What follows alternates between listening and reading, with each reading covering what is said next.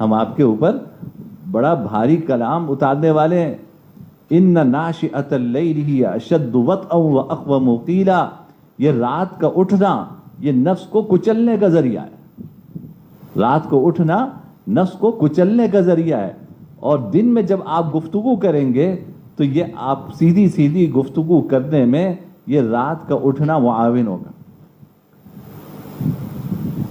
نفس کے کچلنے کی ضرورت تو ہم سب کو ہے, تو یہ رات کا اٹھنا یہ نفس کی خواہشات کو کچلنے میں بڑا معین ہے اور بڑا مددگار ہے.